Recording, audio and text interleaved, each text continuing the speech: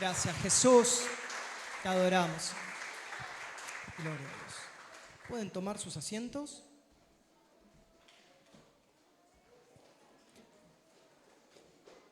Muy buenas noches. Qué lindo ver caras nuevas, padres, madres, gente invitada. Como dice nuestro pastor, esta es su casa. Son bienvenidos a cada uno de ustedes, aquellos que están por las redes.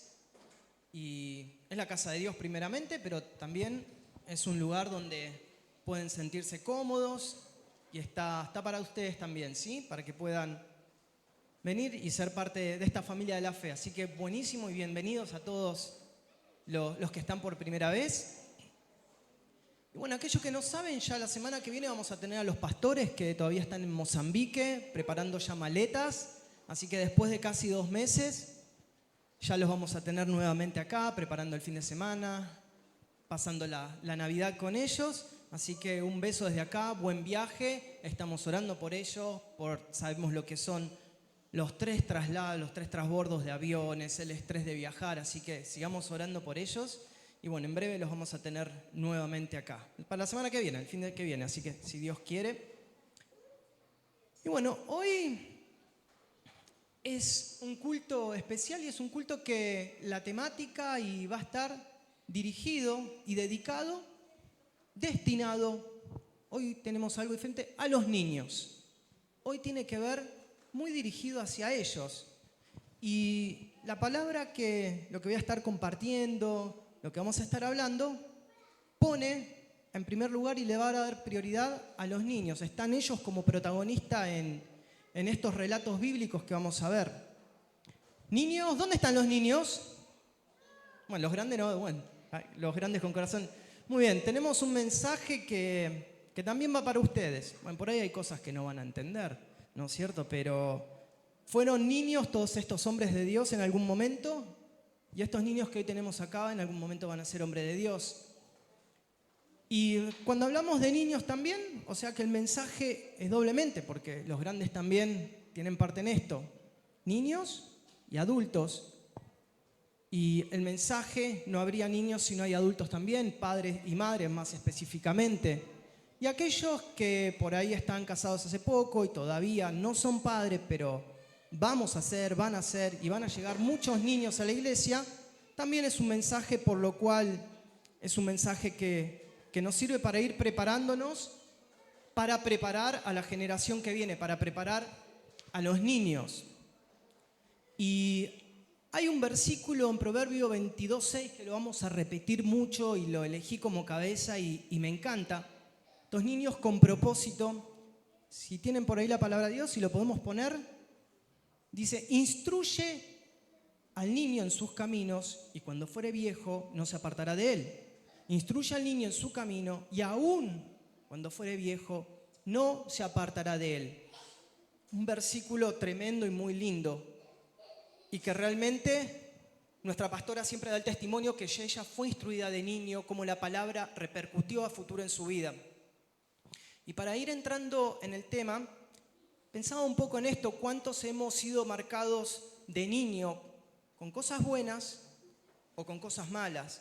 Cómo la niñez y cosas que nos suceden en esos periodos, en ese periodo de niñez, mayormente ahora les voy a decir, se habla de los 0 a 7 años, cómo somos marcados.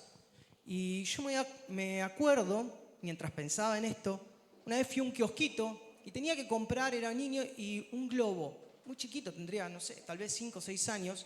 Y voy al kiosco y le digo: señor, un globo, ¿me da? Buen día. Señor, sí, un globo. Buen día. Quiero el globo. Buen día. Entendí. Buen día, señor kiosquero. Y eso me marcó. A partir de ahí empecé a decirle a toda la gente: buen día, a los padres, a las madres, buenos días. Y a partir de eso empezaron a decirme los padres: qué chico respetuoso, ¿eh? Cosa ahí, ¿no? Quedé marcado con eso.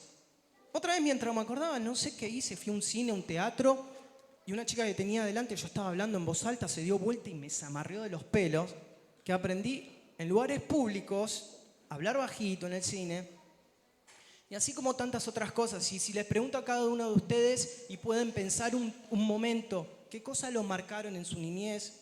Cosas buenas y tal vez cosas no tan buenas.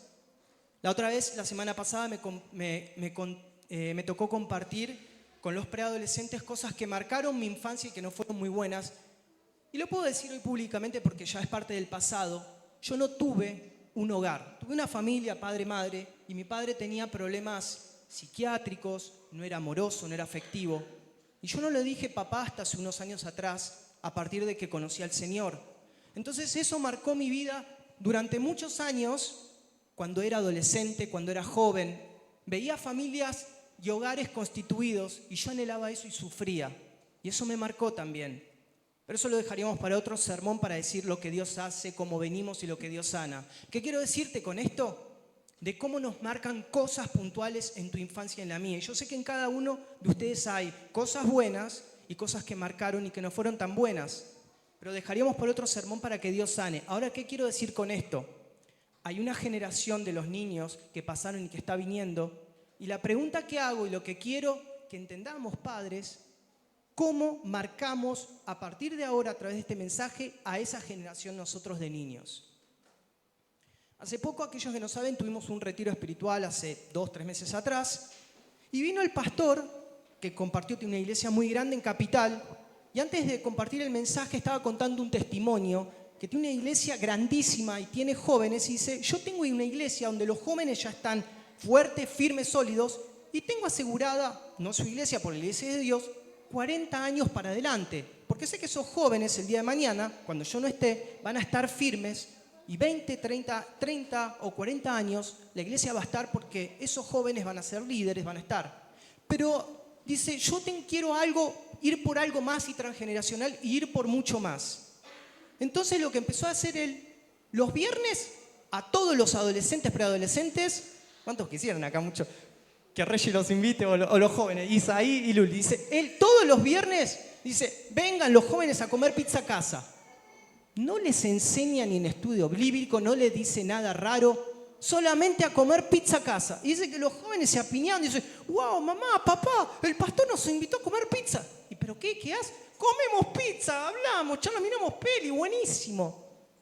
Él a partir de eso propicia un entorno, un ámbito con esos chicos, con esos adolescentes, preadolescentes, y él dice que quiere empezar a marcar la visión y entonces así asegurarse de esa generación que sigue a los jóvenes. Entonces va a haber una iglesia que haya de acá a 70 años más. Entonces si él se asegura de tener ese vínculo, de transmitir lo que Dios puso en ese pastor a esos jóvenes y que sean jóvenes, adolescentes hoy y el día de mañana sean chicos sanos, sólidos, con una visión, la iglesia va a tener 70, 80 años más cuando él vaya con Dios.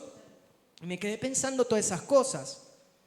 Como otra cosa más, y la última, hoy llamé a un cliente que es psiquiatra y le digo, Kai, ¿sabés qué? Kai se llama. Lo invité de todo, pero bueno, tenía una reunión de médicos, una junta. Le digo, estoy preparando algo mientras le mando en un mensaje que tiene que ver con los niños. Y estoy viendo de cómo los niños son impactados en la niñez y quiero ver cómo preparar este mensaje transgeneracional. Y me acuerdo, le digo, le mando el mensaje hasta ahí para tomar un respiro y sigue mandándole.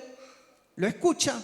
Y cuando escucha a niños me llama enseguida, porque él escucha a niños y enseguida es su pasión, es psiquiatra y de niños. Bueno, entonces le digo, Kai, me acuerdo que una vez cuando fui a tu casa, a veces tomamos y charlamos un café con él, me empezaste a contar de que hubo un estudio hace unos años, y hicieron estudios con chicos africanos y con chicos que venían de familias europeas un poco más frías, y dice que ese estudio marcaba cómo los chicos eran más consistentes, seguros, en los chicos africanos, y aquellos que fuimos a África, y yo lo vi, de esas madres que llevan, ¿vieron que ponen un trap, una mantita y llevan al nenito como si fuera un cangurito? Bueno, y ese estudio después de muchos y cientos de madres, al igual que con estudios de madres alemanas o de Europa, donde enseguida el nenito nace, son más fríos, y por ahí enseguida lo mandan a los niños al kindergarten, al jardín, ya desde muy pequeños, y no está ese vínculo estrecho durante años, no tienen tanta seguridad, no tienen algo firme dentro de ellos a la larga, en la adolescencia y cuando enfrentan sus problemas. Y fue un estudio, me decía él, y notorio. A que le pregunté eso, me empezó a mandar un montón de relatos, de dónde viene. No leí más nada, mañana leeré domingo con tiempo, ¿no? Pero él le encantó y me empezó a explicar. ¿Qué quiero decirle con esto? El afecto, el apego, el estrecho, el vínculo de la madre, en ese tiempo, en ese momento, hay algo que se llama, él y me dio la palabra, se llama apego seguro. Hay algo que forma en ellos una seguridad como persona para que puedan tomar decisiones a futuro, para enfrentar la vida. ¿Y saben qué? Ahora cuando entremos, ya vamos a ir entrando en tema, los israelitas conocían bien esto. Los israelitas, para que tengan una idea, amamantaban a sus chicos hasta los 3 años de edad. Y todo esto daba esa seguridad. Entonces ahora vamos a ir a la palabra de Dios en Éxodo capítulo 2. Mañana, si quieren, leen todo el 1, el 2. Yo les hago un resumen y vamos a leer los versículos puntuales. Acá en Éxodo 2 pasa algo muy particular. Estaba Faraón y va a comenzar una matanza de los niños. Antes de esto, para que aquellos que no conocen y no entienden, en el pueblo entra José con 70 personas a Egipto. Esas 70 personas estuvieron 400 años y ese faraón que estaba en ese momento le dijo, tomen las mejores tierras, le dio a José todo lo mejor de Egipto, construyan, prosperen. Pasados esos 400 años, ya había otro faraón y que empezó a ver, ¿saben qué? Que el pueblo de Israel se hacía más fuerte, se hacía más poderoso, mucho mayor número que los egipcios, entonces ya no conocía ni a José ni a los que habían llegado a Egipto. Entonces agarra a Faraón y dice, bueno, lo que van a hacer es, van a ponerle una carga, un yugo, y los van a oprimir al pueblo egipcio. No vaya a ser que se sigan multiplicando, que tengan tiempo y que cuando venga un pueblo enemigo, ellos también se sumen al pueblo enemigo y después sean libres y nos quedemos sin esclavos. Entonces les dijo, vayan y que hagan ladrillo y pongan guardias para que estén más oprimidos. Entonces se enoja más Faraón y dice, no solo eso, lo que van a hacer también, van a agarrar las parteras y van a tener que matar a los hijos varones que nazcan. Las mujeres la van a dejar con vida y los varones los van a tener que matar. Entonces es el cuadro que pasa. Y ahí nace un niño, y acá vamos ya entrando con el mensaje de los niños, y este niño era Moisés. También lo que hicieron estas parteras, para que puedan hacer Moisés y esa generación de niños, agarraron, escondían a los bebés, dice que las parteras tenían temor del Dios de los hebreos y escondían a los bebés. Entonces Faraón se entera de esto y dice, ¿pero qué están haciendo? Les dije que maten. No, pero Faraón, ¿sabe qué? Las mujeres hebreas son mucho más robustas, son más fuertes que las egipcias. Y cuando nosotros vamos a atender el parto, ya está, el bebé ya nació, ya lo encontramos. Bueno, entonces voy a hacer una cosa. Todo el pueblo de Egipto, cuando se entere que nace un bebé hebreo y es varón, lo va a tener que matar. Lo van a tener que tirar al río. Y en este contexto sucede esto. Y acá vamos con el primer niño y es el nacimiento de Moisés. Un varón de la familia de Leví fue y tomó por mujer a una hija de Leví, la que concibió y dio a luz un hijo, y viéndole que era hermoso, le tuvo escondido 3 meses. Pero no pudiendo ocultarle más tiempo, tomó una arquilla de juncos y la calafateó con asfalto y brea y colocó en ella al niño y lo puso en un carrizal a la orilla del río. Y una hermana suya se puso a lo lejos para ver lo que acontecía. Y la hija de Faraón descendió a lavarse al río y paseándose sus doncellas por la ribera del río, vio ella que la arquilla en el carrizal y envió una criada suya que la tomase.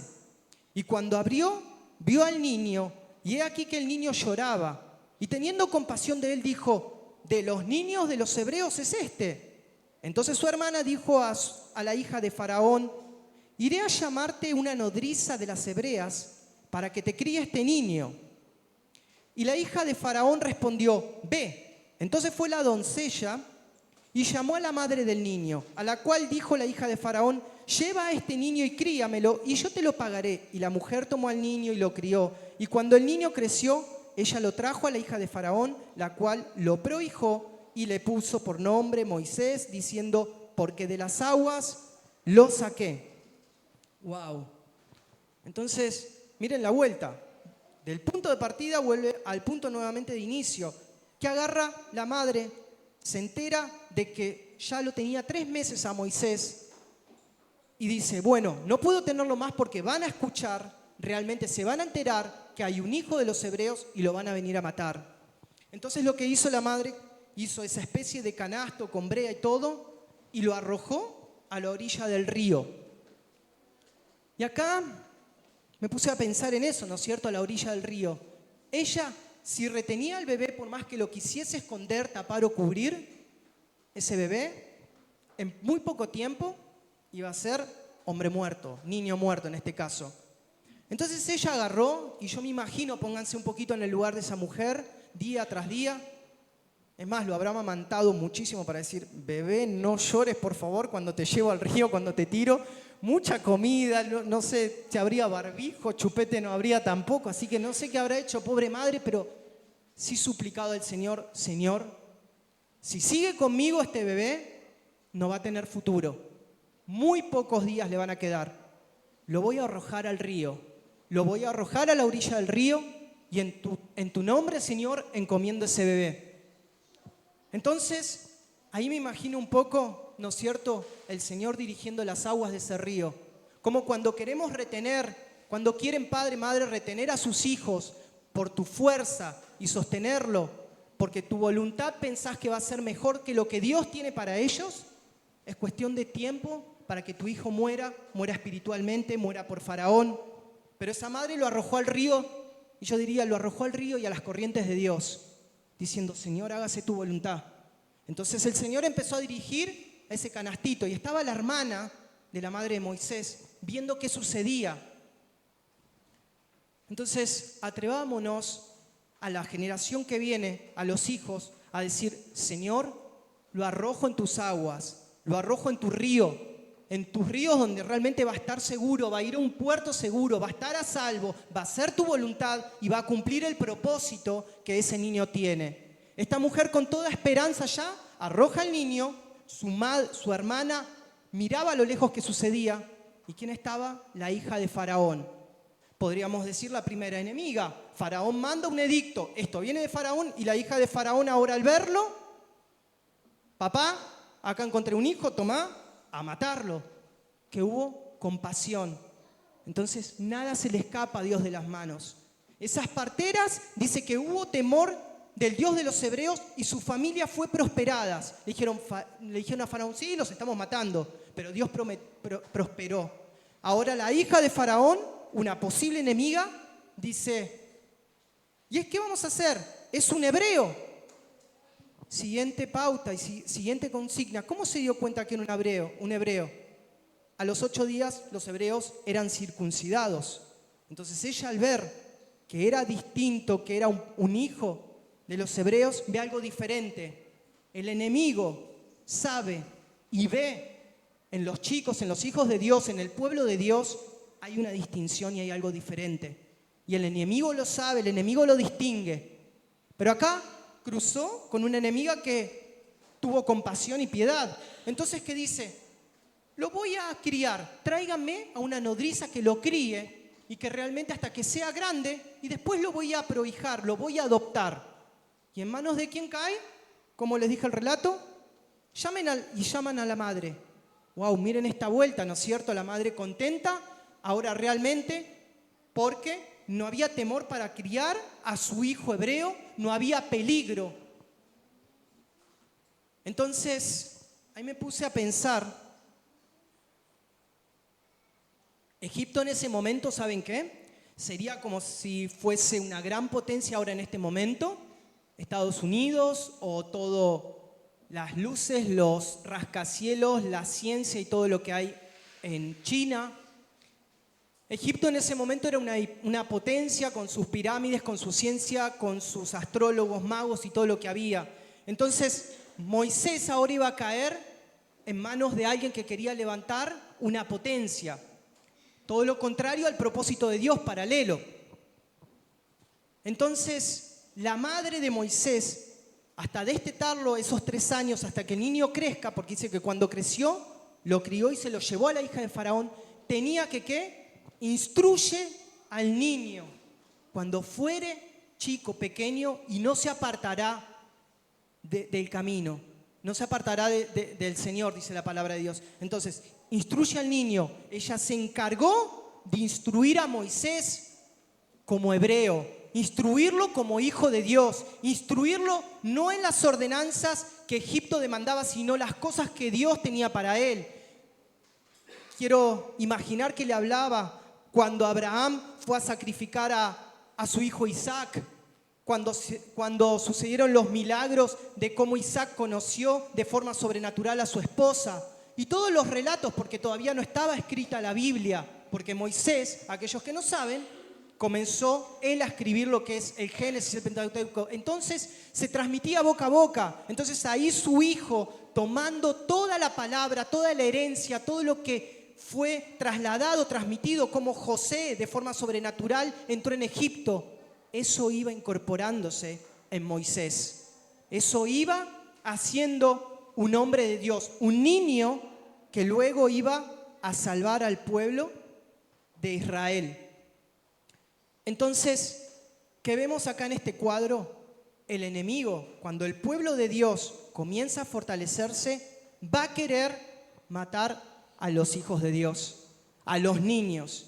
Va a venir por los niños, va a venir con su adoctrinamiento, va a venir con la enseñanza de Egipto, va a venir con todo lo del primer mundo, con lo sofisticado, con la ciencia, con las nuevas ideologías, tratando de inculcarle a los niños. Pero si nosotros, como dice la palabra de Proverbio, instruye al niño, no nos encargamos de hacerlos firmes, sólidos, concisos en los mandatos divinos, los va a adoctrinar Egipto, Faraón, el mundo. Los dibujos animados, el celular y todo lo que quieran imaginarse, ¿no es cierto? Sería. Entonces, el pueblo de Dios empezó a crecer. Y hoy, mientras Deza decía, hoy están los chicos acá y los vemos corriendo, pero eso fue fruto de oración. Hace mucho tiempo venimos orando por niños, para que la iglesia crezca, para que haya familias. Y eso fue respuesta de Dios. Vino solamente de Mar del Plata Gustavo, Gaby, con sus 3 hijos. Y miren hoy, Dios empezó a cumplir su promesa. De unos pocos, como fue cuando entraron en Egipto, Dios empezó a multiplicar. Y Dios está multiplicando y está fortaleciendo. Y si está fortaleciendo, ¿quién se va a levantar? El enemigo. Un plan diabólico, junto con el pueblo de Dios que crecía, empezó a temer. Empezó a tener miedo porque ahora el pueblo de Dios de a poco se empieza a hacer más fuerte. De a poco dice que en el 1:7, y los hijos de Israel fructificaron y se multiplicaron y fueron aumentados y fortalecidos en extremo y se llenó de ellos la tierra. Entonces de a poco estábamos, pueblo de Dios, llenando la tierra, llenando ese lugar que tanto anhelamos. Y el enemigo se va a levantar con su plan diabólico. Y diabólico no es que viene con un tridente. Diabolo significa en griego el adversario. Entonces se levantó una adversidad. Hagan que pisen ladrillos, denle el doble de trabajo y no solo eso, sino maten a los hijos. Entonces, arrojemos en el río de Dios a los hijos y tengamos cuidado porque el enemigo, ese faraón, se va a querer levantar. Y tenemos que estar preparados y tenemos que adoctrinar nosotros, antes que el mundo, a los hijos de Dios, con la palabra de Dios, como dice el proverbio. Este es el primer caso de este niño. ¿Y qué dice? Vamos a ver Hebreos 11, 23, 26, para ver cómo terminó la historia de este niño. Hebreos 11, 23. 26.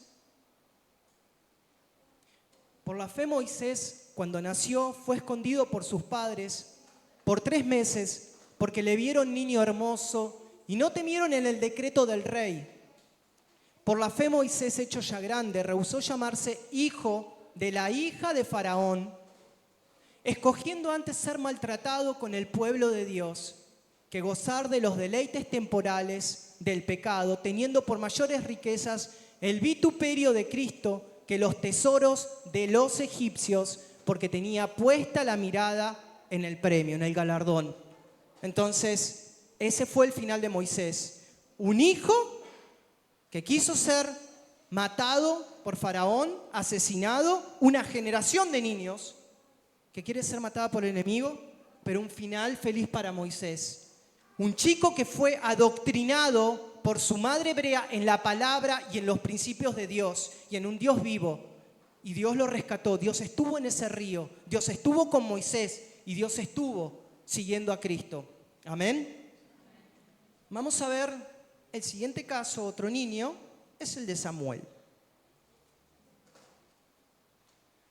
Primera de Samuel, capítulo 1, después también en sus casas si quieren leen el 1 y el 2.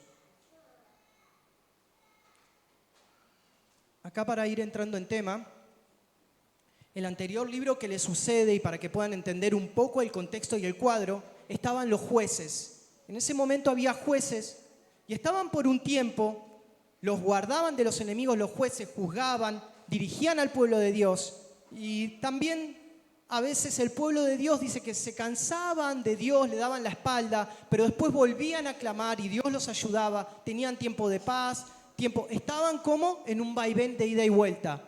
Se termina este tiempo de jueces, o más bien dicho, estaba muy mal el pueblo hebreo en este momento, ya estaba libre todo, pero jugaba un poco con las cosas de Dios. No había también, dice más adelante en Samuel, la palabra escaseaba. Entonces, en este contexto, los sacerdotes, en ese momento estaba un sacerdote llamado Elí, y tenía a sus hijos también que lo ayudaban en lo que era el tabernáculo, en todo el sacerdocio, pero estaban en cualquiera. Las ofrendas, dice que se las quedaban para ellos y la menospreciaban, que en la puerta del tabernáculo, dice que se acostaban con las hebreas. Y el padre le dice, ¿pero qué están haciendo? Están haciendo pecar al pueblo. La palabra de Dios no estaba. Entonces, en este contexto, en este cuadro, hay una mujer que se llama Ana. Y esta mujer empieza a pedirle un hijo a Dios. Dice que era estéril. Entonces, no podía tener hijos y va a la casa de Dios y empieza a pedir un hijo, a clamar. Y ese es un poco el contexto. Esta mujer tenía a su esposo y su marido que le dice en un momento, ¿acaso no te soy yo mejor que 10 hijos?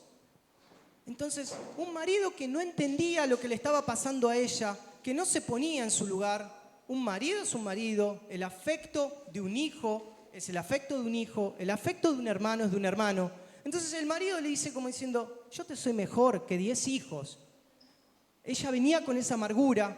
Elcana tenía 2 mujeres y la otra tenía 3 hijos, 3 hijas, y dice que se burlaban de ella, dice que le irritaba cada año, como diciendo, mirá, yo tengo hijos y vos no tenés nada, sos estéril. Y esta es un poco la situación de esta Ana, estéril, y para el pueblo hebreo también no tener prole, no tener descendencia, era especie de maldición. Entonces todo negativo. El pueblo de Dios extraviado, el sacerdote con sus hijos que estaban en cualquiera, y esta mujer que su esposo no la entiende, la otra esposa de su marido, porque en ese momento, para que entiendan, existía la poligamia en el Antiguo Testamento, en algunos sectores de Medio Oriente, entonces era como algo permitido, ¿no es cierto? Entonces esta situación de esta mujer entra en total amargura. Dice la palabra de Dios en Primera de Samuel. Y ella con amargura de alma oró a Jehová y lloró abundantemente. E hizo voto diciendo a Jehová de los ejércitos, si te dignares mirar a la aflicción de tu sierva y te acordares de mí, y no te olvidares de tu sierva, sino que dieres a tu sierva un hijo varón, yo lo dedicaré a Jehová todos los días de su vida, y no pasará navaja sobre su cabeza. Esta mujer fue dice que dejó toda su amargura delante de Dios. Entonces, hay amarguras también que puede existir en la vida de los padres, madre. Y ella no fue y se amargó con la mujer, con la otra mujer del esposo, con el esposo, no se amargó con nadie, con la situación. Toda esa amargura fue delante de Dios y la expresó a Dios. Aparentemente esta mujer ya había ido varias veces a la casa de Dios a pedir y a clamar y a llorar por ese hijo. Pero ahora lo que hizo Ana, hizo algo diferente. Miren lo que dice. E hizo voto diciendo, Jehová de los ejércitos, si te dignares a mirar la aflicción, hizo voto. O sea que lo que hizo esta mujer, hizo un voto de nazareo para el hijo, que era algo muy significativo. Ya lo hablamos hace poco, como sucedió con Sansón, que Luli nos dio este estudio, ¿no es cierto? Un voto de nazareo, aquellos que no saben, era esa persona, ese hombre de Dios, que era consagrado a Dios, no podía cortarse el pelo, no podía acercarse a algo que esté muerto tampoco, a hueso, no podía tampoco tomar algo con alcohol, sidra, derivados de uva. Entonces, en eso consistía el voto. Y esta mujer dice, te lo consagro. Entonces, hubo algo diferente. Ella siempre ya venía hace tiempo queriendo tener un hijo, anhelando tener ese hijo deseado, pero ahora sucede algo diferente. Señor, te lo voy a entregar, te lo voy a consagrar. Entonces, haciendo un poco y poniéndonos en el lugar de Ana, bueno, mujeres más que nada, o como padres o futuros padres, ¿quién consagraría a un hijo de ustedes y decirle, Señor, te lo entrego, como dice Ana, cada día de su vida? Cada día de su vida, ella le dijo, te lo entrego. Y mientras ella lloraba con amargura, dice que vino el sacerdote y le dijo, versículo 14, ¿hasta cuándo estarás ebria? Digiere tu vino. ¿Por qué? Porque mientras ella oraba, estaba tan acongojada, arrodillada y murmurando y expresando, no palabras directamente fuertes, palabras de elocuencia, sino con una amargura estaba expresando todo eso que tenía delante de Dios. Y el sacerdote le dice, estás ebria, digerí tu vino. Y Ana le respondió diciendo, no, Señor mío, yo soy una mujer atribulada de espíritu, no he bebido vino, sidra, sino he que derramado mi alma delante de Jehová. No tengas a tu sierva por mujer impía, porque la magnitud de mis congojas y de mi aflicción he hablado hasta ahora. Ana lo que hizo, expuso todo su corazón delante de Dios, y ni siquiera el sacerdote se pone más fea la cosa, peor, todo el cuadro de su esposo, de la otra mujer, y ahora el sacerdote le dice, vos estás borracha. No, Señor. Y acá veo muchas actitudes de Ana. No fue contra un sacerdote que tenía a sus hijos perdidos, no estaba haciendo bien la obra de sacerdocio, sino que le dice, no, Señor. No, una actitud humilde, una actitud ante la autoridad, como aprendíamos la semana pasada, de sometimiento. Entonces, Elí le respondió y dijo, versículo 17, ve en paz y el Dios de Israel te otorgue la petición que le has hecho. Acá el sacerdote le dijo, bueno, como diciendo, ve en paz, pero no se nota como una actitud, como realmente con fe o realmente como diciendo, bueno, toma, que Dios haga esto que te está pidiendo. Y ella dijo, halle tu sierva gracia delante de tus ojos. Y se fue la mujer por su camino y comió y no estuvo más triste. O sea que ella, otra actitud que veo, es fe. Cambió su actitud de tristeza, ahora la cambió en gozo. Su actitud de incredulidad o de pedir algo a Dios, ya ella creciendo comió y fue a su casa y se transformó en fe. Ella ahora empezó a esperar esa promesa y esa palabra que dijo el sacerdote. Y acá, en este cuadro y en esto ni siquiera es para aquellos que conocen la Biblia, ni siquiera es una profecía como sucede con Isaac, que Dios le dice a Abraham, vas a tener un hijo, con Sansón, que viene también el ángel y le dice al padre, vas a tener de acá un tiempo un hijo. Eliseo y la tsunamita también sucede lo mismo. De acá al tiempo determinado tendrás un hijo y viene palabra de Dios. Acá solamente le dice, anda y que Dios, el Dios de Israel, te otorgue como pediste. Entonces, esta situación nos lleva a ver, ella realmente toma una actitud de fe y después al cabo de ese tiempo va y sube de nuevo y va con su hijo y le dice al sacerdote, acá está el hijo por el cual vine, oré, Dios dice que esperó el tiempo hasta destetarlo y Dios realmente cumplió eso con lo cual ella tanto creía. Entonces, ella empieza a preparar a este hijo para algo muy grande también. Un hijo que lo buscó, lo deseó, clamó, oró y lo consagró a Dios. En un tiempo de Israel muy, pero muy oscuro, donde el sacerdote y sus hijos estaban declinando, se estaban perdiendo, pero acá el hijo de Ana comenzaba a crecer.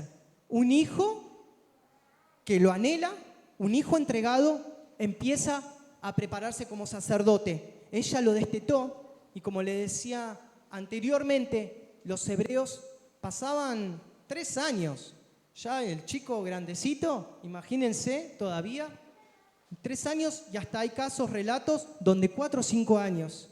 Y empieza ese vínculo, como les dije del principio, ese vínculo materno, ese vínculo de afecto, esa seguridad en Samuel iba siendo formada. Ese vínculo que dijimos que al principio deben tener los niños de Dios, ya iban siendo preparados.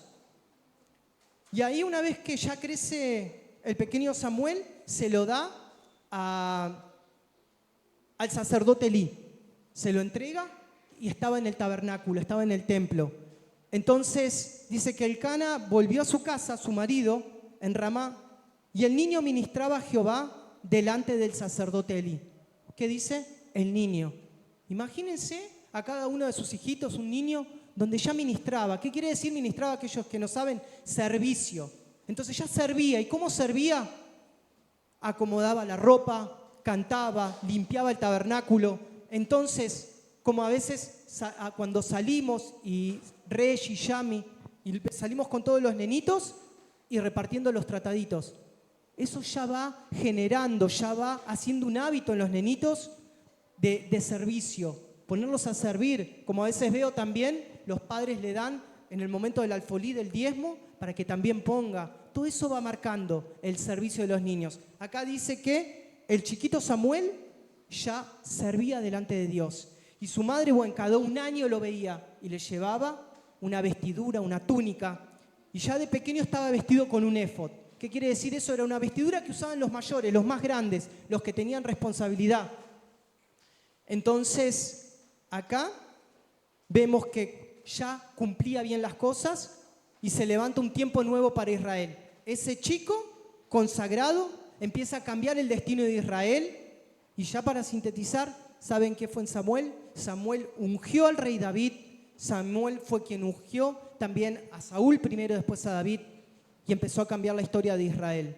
Entonces, el mensaje que nos queda en este relato y en este cuadro del niño, ¿quién quiere consagrar a niños que puedan cambiar una historia como venía Israel? Una historia oscura, una historia donde no había sacerdotes, una historia donde Israel estaba perdido, para poder unificarlo, para tener un propósito eterno. Entonces, la vida consagrada de los hijos entregadas a Dios, eso también agrada a Dios, y como lo hizo Ana. Entonces, que puedan también consagrar a sus chicos para cambiar la historia, como lo hizo Samuel. Y ya para concluir, el último es el niño más grande que existió sobre toda la historia. Y vamos a ir. Y acá este niño, el más grande de toda la humanidad, sabemos quién es. Y es el niño Jesús, ¿no es cierto? Y ya casi una semana de las fiestas de su nacimiento, les voy a compartir Mateo 1, 18 y 19. Cómo lo marcaron, cómo estos padres ya fueron marcados por este niño y cómo fue su niñez. El nacimiento de Jesucristo fue así. Estando desposada María, su madre, con José, antes que se juntasen, se halló que había concebido del Espíritu Santo. Y José, su marido, como era justo, no la quería infamarla, ni quiso dejarla secretamente. Entonces, acá, el carácter de un padre, el carácter de José, era un hombre justo. Él la podría haber apedreado pensando que el hijo no era suyo, pero decidió no difamarla, no infamarla. Pero después le habla a Dios en sueños y le dice, no, ese hijo es realmente del Espíritu Santo. Y otra de las cosas que hacía su madre cuando Jesús crecía, cuando él estaba en el templo, dice, y María guardaba todas estas cosas. A los 12 años Jesús estaba enseñando en el templo. Cuando nace también vinieron al pesebre a también adorarlo los pastores. Dice que María iba atesorando todas esas cosas del niño. Entonces, que puedan ustedes atesorar las cosas que hoy están viendo en la generación que viene, en esos niños. Que puedan ir atesorando como Dios ya está obrando en esas pequeñas cosas. Cómo está haciendo esas cosas que nos parecen pequeñas a nosotros, pero son grandes para Dios, para preparar una generación para estos niños que son los que van a seguir el legado espiritual. Dice que Jesús crecía y se fortalecía en Dios. Que podamos orar por los niños, fortalecerlos, crecía en sabiduría, que podamos llevarlos a Dios. Entonces, que podamos preparar. Y saben que pasó también muy parecido a lo que les dije en Egipto. Se levantó Herodes y dijo, cuando vinieron los magos, díganme, magos, ¿dónde está este niño que yo también lo quiero ir a adorar? Y cuando los magos fueron a adorar al niño, tuvieron una visión, y Dios le puso en esa visión que vayan por otro camino, porque ¿saben qué quería hacer Herodes? No quería ir a adorar al niño, quería matar al niño. Entonces, otra matanza más de niños. Dice que ocurrió eso, pero fue avisado José con su madre y fueron a Egipto para poder resguardar al niño. El enemigo se va a levantar como se levantó con Moisés, como lo quiso hacer con el Salvador nuestro Señor, pero ahí estaba el Señor guiando los caminos de José, de María y de Cristo para que haya salvación. Entonces, hay un plan eterno para los chicos, para los niños. El enemigo quiere hacer un plan paralelo, pero el que triunfa es el plan eterno de Dios. Entonces, que podamos ser como estos padres que disciplinan a los niños, que los podamos instruir y que podamos ver el propósito eterno que hay para ellos.